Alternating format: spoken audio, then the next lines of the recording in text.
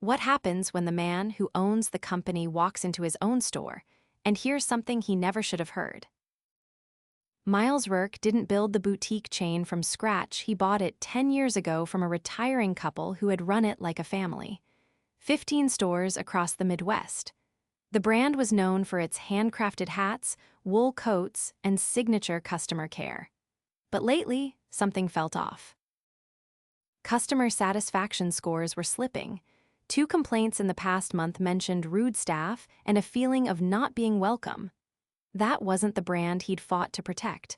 Miles had tried to get answers from his district manager, but everything coming back felt too polished. "We're short-staffed. It was a one-time issue. The manager handled it." But Miles didn't want filtered answers. He wanted the truth. So he decided to go see it for himself. He picked the boutique in Kansas City, one of the better performing stores on paper. He'd never personally met the staff there. The company had grown enough that most employees didn't know what he looked like, especially since he rarely posted on social media and kept a low profile. It helped that he'd grown a beard over the winter, wore thick black glasses, and dressed like a quiet, middle-aged history professor instead of the guy who signed the paychecks. He called in a favor from a friend who managed merchandising for a fashion supply company.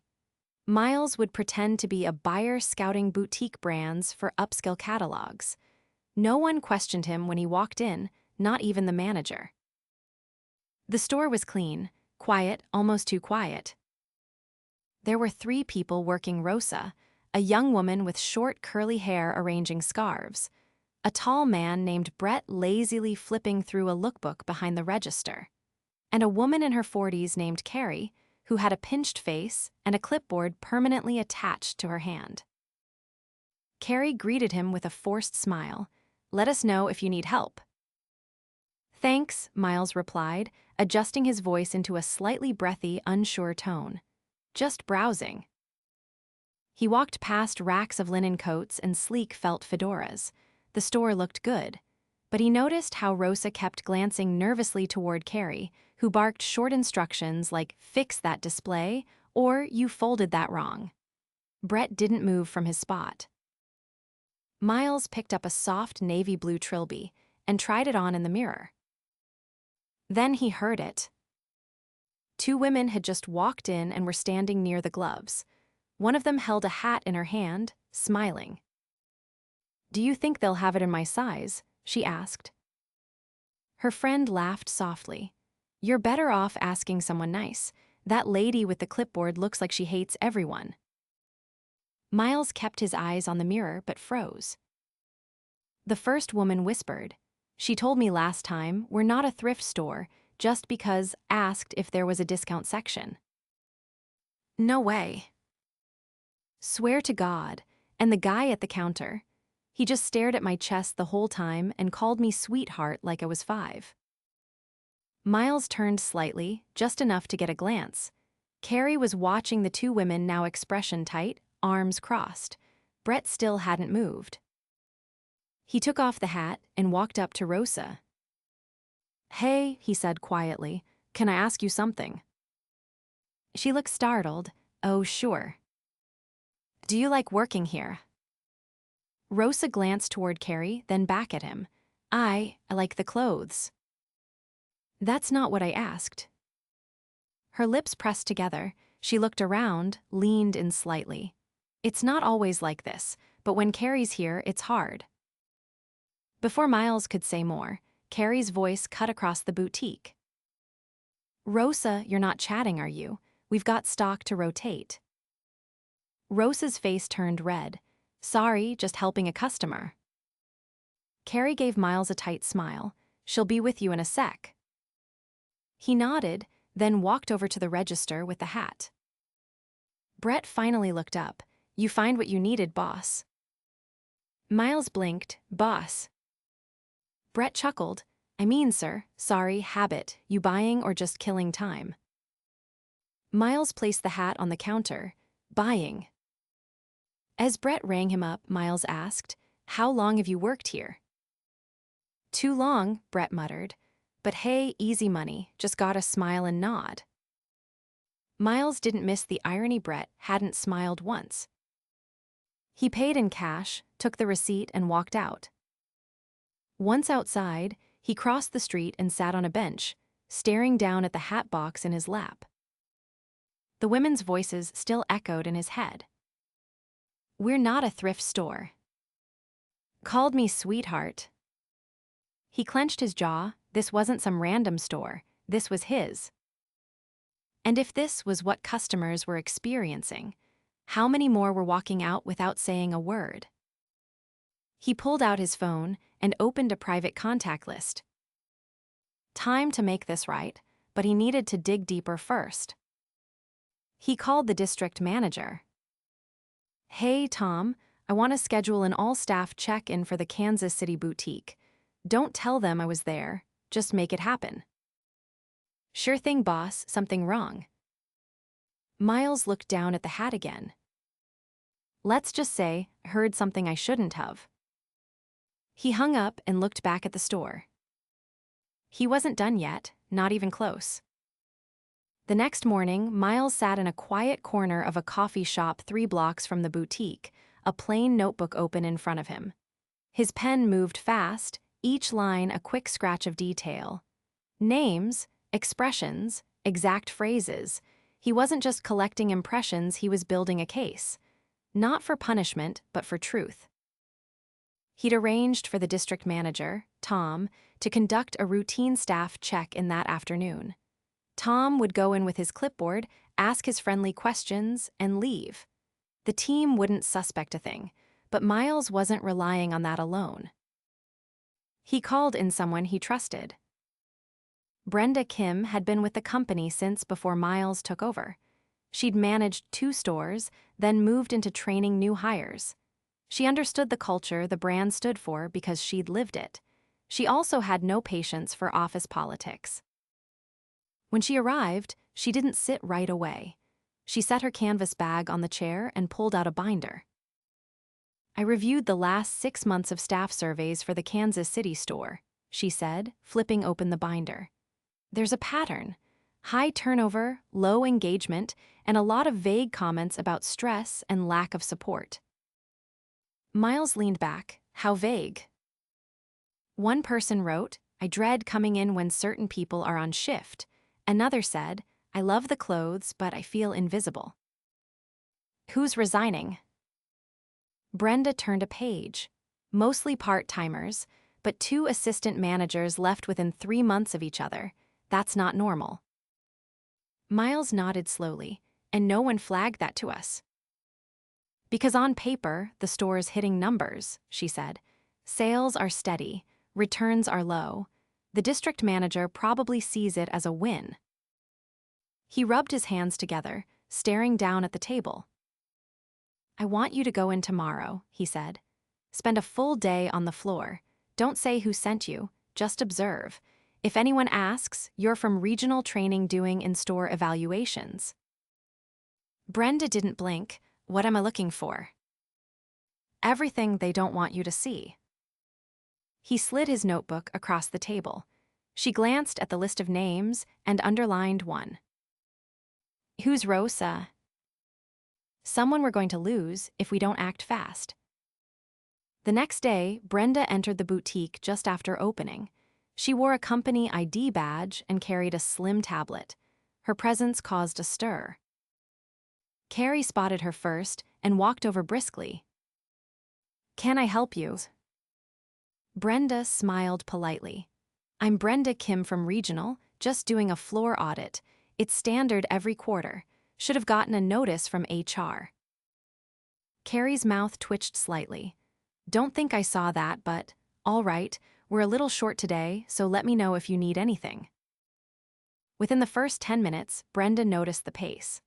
Rosa was unpacking new inventory, shifting between the front and back in a quiet rhythm. She offered help to 2 customers, both of whom left with small purchases. Carrie spent most of her time near the desk, adjusting displays that didn't appear to need adjusting. Brett was again stationed behind the register, leaning on his elbows, scrolling through something on his phone. Midday brought more foot traffic. An older couple came in looking for something for their granddaughter. Brenda watched as Rosa lit up, guiding them gently through options, asking questions, offering suggestions. Carrie hovered, occasionally interrupting with unsolicited input that made the couple visibly uncomfortable. Still, Rosa handled it with grace. After they left, Brenda approached her near the scarf table. "You've got a good touch with customers," she said. Rosa looked up, slightly surprised. "Thanks, try to make it personal." Brenda kept her tone casual. "How long have you been here?" "Just over a year." "You like it?" Rosa hesitated. "Some days are better than others." Brenda nodded. "What would make it better?" Rosa looked around quickly, then dropped her voice. "Honestly, space to breathe. Some days it feels like we're being watched more than we're being helped." Brenda didn't press. She thanked her and walked toward the back. In the stockroom, she found shelves organized but cluttered. A handwritten schedule was pinned to the corkboard. She took a picture. 3 part-timers were listed for fewer than 15 hours that week. Only Brett and Rosa were full-time. Carrie's name didn't appear on the schedule, but she was clearly in charge. Brenda returned to the floor, just in time to witness a scene. A woman in her 20s stood at the counter, holding a coat. "I bought this last week and just noticed a tear near the seam," she explained. Brett barely looked up. "Do you have the receipt?" She pulled it from her bag. "Here." He glanced at it. "Looks like you bought it on sale. Clearance items are final." "But the tear wasn't there when I bought it. I haven't even worn it yet." Brett shrugged. "Still clearance." Carrie stepped in. "What's going on?" The woman explained again. Carrie took the coat, examined it for a half-second, and handed it back. "Yeah, I know, that's not a defect. You probably caught it on something. We can't return it." The customer blinked. "I literally haven't worn it." Carrie's expression hardened. "It's clearly been handled. You should check items better before purchasing next time." Brenda stepped forward. "Excuse me," she said calmly. "Would you mind if I take a look?" Carrie's shoulders stiffened. "This is a store matter." "I understand, but part of my audit includes assessing customer service responses." Carrie reluctantly handed over the coat. Brenda found the tear immediately. A frayed seam right at the inner lining, not visible unless opened. The thread had split, but there were no signs of external damage. "This is a manufacturing issue," Brenda said quietly. "We'll process a return and offer an exchange or refund." The customer's eyes widened. "Thank you." Carrie didn't speak. She stepped back behind the counter and began rearranging pens in the register drawer. After the woman left, Rosa caught Brenda's eye from across the store. Just a flicker of something relief, maybe. Brenda noted it and continued her evaluation. By the end of the day, she had 23 separate observations logged. Some were small, like Brett disappearing into the back for 10 minutes at a time. Others were more serious, Carrie, overriding return policies without documentation, redirecting staff from assisting customers to redoing tasks that had already been completed, and creating an atmosphere where no one felt safe speaking freely. That night, she met Miles at his office. He didn't ask for a summary, he just looked at her face. "Well..." She took out her tablet and placed it on his desk. "You've got a leadership problem," she said, "not an operations one." He flipped through the notes in silence. When he reached the return incident, he stopped. "She told a customer to check items better next time." Brenda nodded, in front of another customer. He set the tablet down and folded his hands. "What's your read on Rosa?" "She's good, really good. Quiet but steady. She's holding the floor together more than you think." He looked away for a moment, jaw tightening. "All right," he said finally, "we're going back." Brenda raised a brow. "We?" I'm done watching from the window. Tomorrow, I walk in as myself. And if Carrie pushes back? He stood. Then she'll get her answer straight from the owner. He paused at the door. Tell Tom to meet us there, and make sure Rosa's on shift. Brenda nodded. What about Brett? We'll let him talk, but I want to hear what he says when he knows who he's talking to. Miles reached for his coat. No more pretending. It's time to answer for what's been happening in my name.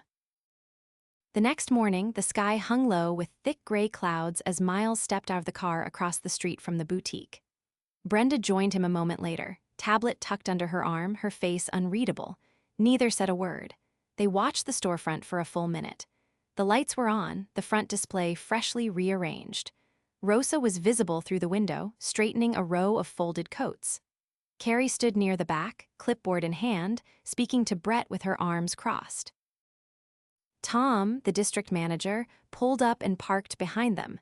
He stepped out, clearly unsure of what kind of meeting he was walking into. Miles didn't offer much clarification. We're not here to check boxes, he said, eyes still on the storefront. We're here to make decisions. Tom nodded, clearly uneasy. He followed Miles and Brenda across the street. When they walked through the door, the bell chimed. Carrie looked up from the back of the store, her posture stiffening as she immediately spotted Tom. Morning, she called out, stepping forward. Didn't know you were coming in today. Tom opened his mouth, but Miles stepped in front of him. You didn't, he said, but I did. Carrie blinked, confused. Her eyes darted to Brenda, then back to Miles. I'm Miles Rourke. I own this company. The silence was immediate. Rosa, halfway through folding a scarf, froze. Brett stood upright behind the counter, mouth slightly open. Carrie's clipboard lowered slowly as her expression shifted from confusion to something more brittle. I see, she said. Well, I wish we'd had notice. Could've. You don't need to prepare to run a goods store, Miles said, stepping past her. If it takes warning to treat customers right, then we have a bigger problem than I thought. He turned to Rosa. Can I borrow you for a moment? She hesitated, clearly startled, then nodded quickly and followed him to the side of the store near the fitting rooms. I know this is probably overwhelming, he said, lowering his voice, but I wanted you to hear it from me. I was in here 2 days ago. I saw how you handled yourself. I also saw what I needed to see. Rosa's eyes widened. You were the man buying the Navy Trilby. He nodded. I heard what those customers said. I saw how you worked under pressure. You were the only person in that store acting like our brand still mattered. She looked down, blinking fast. I just try to keep things calm. Some shifts, that's the only way to survive. I'm not going to ask you to explain anyone else's behavior, he said, but I do want to ask, have you ever felt like you could speak up about anything? Rosa hesitated again. Not really. Anytime I tried, it got turned into a coaching note, like I was the one not being a team player. Miles slowly exhaled, then nodded.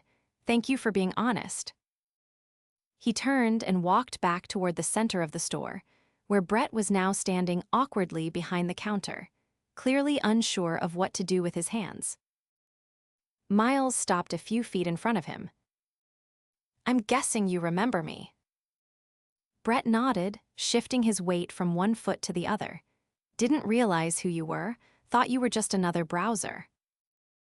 You gave off the impression you didn't want one more customer interrupting your day. Brett looked away. I didn't think it mattered. Why? No one notices what we do. We just hit targets and move product. That's what we're told. Miles tilted his head slightly. Who told you that? Brett didn't answer. Carrie cleared her throat from behind them. I'd like to speak to you privately, Mr. Rourke. He turned to face her. You'll have your turn. But first, I want to know how a manager with no schedule hours still spends 5 days a week here. Carrie's face tightened. I'm salaried. Come in to ensure the team stays on track. Then why are part-timers logging fewer than 15 hours a week while you're here full-time? I do what's necessary to hit sales. Miles stepped toward her. No, you do what's necessary to control your environment. That's not the same thing. Carrie straightened.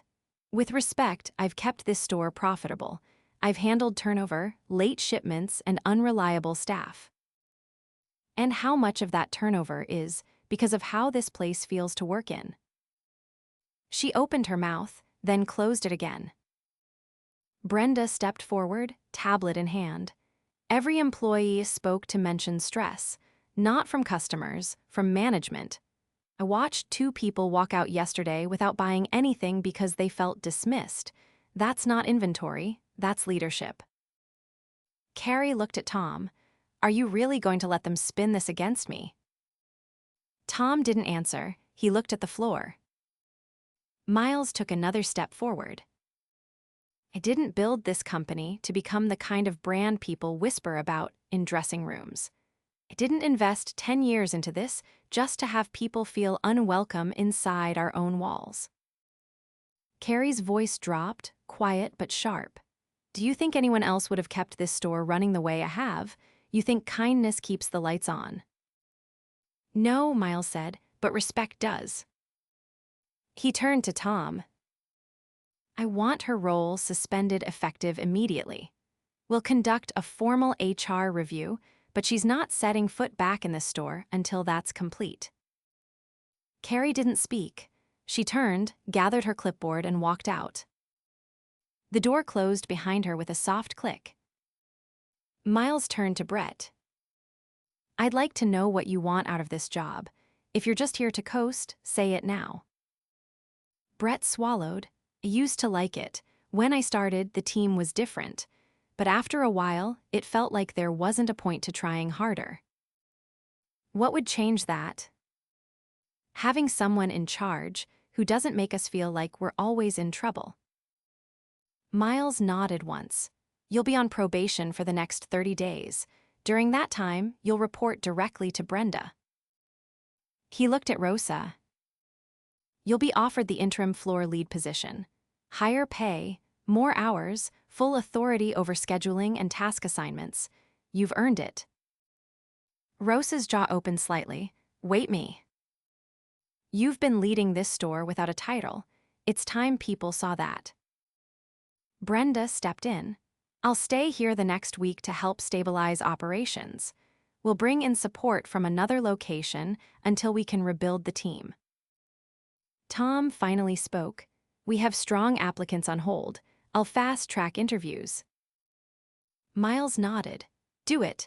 And from now on, no one works here without understanding what this brand stands for. He walked toward the front window, looking out at the street. I came in here thinking we had a few customer experience issues. What I found was a culture problem, and that's on me. I stopped looking close enough. He turned back to face them. That ends today. He left the store without waiting for applause or affirmation. He didn't need it. The work had just begun. The boutique opened the next morning under a different rhythm.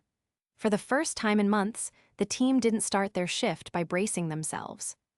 Rosa arrived 20 minutes early, not because she had to, but because she didn't want to be rushed. She unlocked the doors with Brenda, who had brought a fresh set of merchandising guidelines and a subtle kind of steadiness that didn't need to be announced.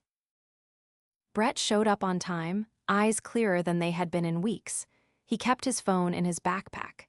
Brenda had made it clear that probation wasn't a punishment, it was a reset, and he decided to take it seriously, even if he wasn't sure how long he'd stay in retail. For now, he had something to prove, if not to others, then to himself. They kept the floor light. With Carrie gone and no one yet replacing her, there was no illusion of a full team. Rosa took lead on assigning tasks, spacing things out so no one was overwhelmed. She moved with quiet focus, taking notes on the morning's inventory delivery while checking in with customers between each box. By early afternoon, the flow had steadied. No one raised their voice. No one hovered. A mother and daughter came in looking for matching wool hats. Brett guided them toward the new arrivals without hesitation. Rosa stepped in to adjust sizes and offered to box them separately for gift-giving. The mother paid and smiled as she left, not realizing she'd just become the first customer in weeks who hadn't once glanced toward the door in discomfort. Miles returned that evening, this time through the back entrance. He didn't want to draw attention. He just wanted to see the afterimage of the day, the subtle clues that would tell him if change was sinking in. He stepped into the stockroom and paused. It was quieter than he remembered, not in sound, but in tension. The clipboard that used to hold a disorganized schedule now displayed a clean weekly grid, color-coded by shift. Notes were written in two different pens, Rosa and Brenda's handwriting side by side. He stepped onto the floor just as Rosa was finishing with a customer. She caught his eye and gave a nod, professional, not performative. He waited until the door closed behind the customer before speaking. "You look like you've been doing this for years." Rosa tucked a strand of hair behind her ear. "Some days feel like it." "You feel ready to take the lead permanently." "I think I'd rather earn it before I say yes." "Fair enough," he said. "You're doing better than most. You're not trying to prove anything, you're just doing the work." Rosa didn't respond with a smile. She didn't need to. Behind the counter, Brett was counting the register. Miles watched him for a moment, then walked over. "You had a better day today." "It felt like I actually worked," Brett said, not looking up. "Not just stood around waiting for someone to get mad." "You've got a decision to make. If you want to stay, we'll support it. But the days of hiding behind the counter are over." "I know," Brett said. "I think I stopped trying before it even got bad here, but I'm not done yet." "Good," Miles said, "because things are going to keep changing, and I want people here who understand what that means." Brenda emerged from the back with a stack of training guides. "I've got 2 interviews lined up for tomorrow," she said. "One has experience with small format retail. The other's new to boutique work but has solid references." "We'll need both if we want to rebuild this place right," Miles said. "Keep the bar high." He turned to Tom, who had joined them quietly a few minutes earlier. "I reviewed the other store reports," Miles said. "We're running leaner than I thought. Too many stores being managed by fear masked as efficiency." Tom adjusted his cuff. "We pushed hard for numbers last quarter. I didn't realize what was slipping through." "You'll be spending the next 2 months visiting every location in person," Miles said. "Not just for audits. I want conversations. I want every employee to know their name matters." Tom gave a slow nod. "Understood." "And keep Brenda on the road," Miles added. "She sees things others miss." Brenda raised an eyebrow. "Just say you're putting me back in the field." He glanced at her tablet. "You never left it." She turned back to the stockroom, already making a list of what needed to be restocked before the weekend. Miles walked toward the fitting room hallway where the lighting was softer. He leaned against the wall and looked out across the boutique floor. It didn't look different. Same shelves, same displays, but it felt different in ways that couldn't be staged. No clipped tones, no anxious glances, just people doing their jobs without feeling like they were being watched more than they were being trusted. Rosa joined him a moment later, holding a folded navy blue trilby. "This was the last one in stock," she said. "We're reordering." He took it from her hands, turning it over once. "I bought the first one," he said. "Didn't think I'd end up getting more than a hat that day." She hesitated. "Can I ask you something?" He nodded. "Why didn't you say who you were right away?" "Because I didn't want to be treated like an owner. I wanted to be treated like a customer. And what I saw wasn't about me, it was about what we'd stopped seeing." Rosa looked down at the hat. Are you going to do this at the other stores? I already started. He placed the trilby on a nearby shelf. If we're going to rebuild the culture, it has to be from the floor up. No memos, no slogans, just actions. She didn't say anything, but she didn't look away. He straightened up. You'll have a formal offer by next week. If you accept, you'll help train the new hires. I want them learning from someone who knows what it's like to hold things together without a title. Rosa nodded once, then I'll wait for the offer. He left through the front this time, not unnoticed, but not needing to be introduced either. The staff didn't applaud, didn't gather around. They just kept working. That was enough. 2 weeks later, Rosa accepted the position. She chose not to change much about how she carried herself. She didn't raise her voice. She didn't write names on clipboards. But the new hires listened when she spoke, not because she demanded it, because she'd already earned it. Brett stayed. He didn't rush to become a manager, but he started mentoring the part-timers. He caught small mistakes before they became problems. He offered help without making a show of it. Carrie's HR review concluded quietly. She wasn't reinstated. Tom rewrote his district check in protocol. Every visit now included anonymous feedback sessions. Brenda designed the new training modules herself, embedding real-world scenarios instead of scripted procedures. Miles visited the boutique again 3 months later. He didn't buy another hat. He didn't have to. What he came for couldn't be bagged or boxed. He stood near the doorway for a few minutes and watched a customer ask for help. Rosa stepped in without hesitation. Brett handled the register with efficiency and warmth. A new part-timer, barely 19, was restocking scarves with care, not fear. This time, no one whispered about feeling unwelcome. And that was the only proof Miles needed. He walked back out into the cold, wind tugging at his coat, and didn't look back. He didn't have to. The store was finally in the right hands.